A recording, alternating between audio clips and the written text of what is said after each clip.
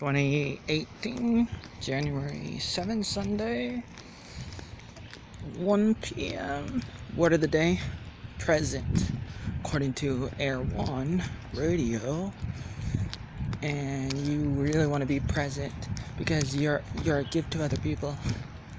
And life is a gift to you. You want to be present. And you want to be present in the sense of, like, you want to be aware of what's happening in the moment.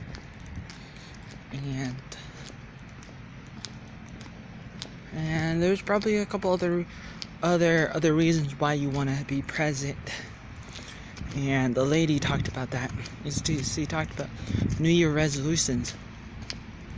We were listening to the radio on our way back from the Dilley Bible Church, and that's what the lady DJ said on Air 1 radio. And well, we're in the car, Mike's car, and I tell you, it's interesting. I know people make resolutions and they don't do it, and I've done it too. It's interesting.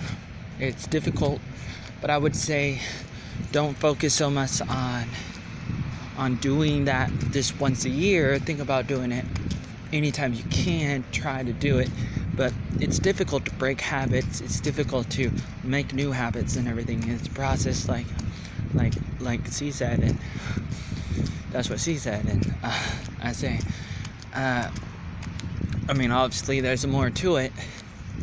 Perhaps you just gotta do what you love to do, and you gotta make smaller improvements instead of just say, oh, I'm gonna do something totally different than before. You know, it's like you can't really jump on top of a mountain in 1 second like Superman. You gotta get there step by step and everything. So you gotta think more practical and stuff, and not this idealistic. You know? So it's interesting. Let's see what happened. What did Pastor Bob talk about this morning for the sermon? I don't remember. Let's see. I'm trying to remember. And there was a couple different points that I liked, but I can't really think of anything in particular right now, except, I don't know. Hold on. What was it about? Let's see, what book of the Bible was it? Probably had to do with 1 Samuel. And about marriage. And we're talking about that in the Sunday school Bible study too, because we cover the same book of the Bible as sermon. And so, you know, people tend to say that there's different standards now with culture and society, and what is accepted now is different than before.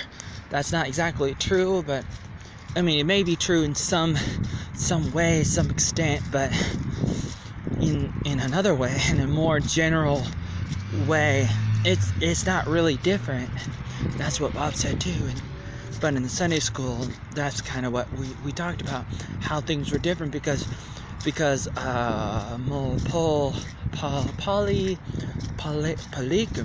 polygamy was accepted. You know, being married to a bunch of people, more than one person at the same time, was accepted.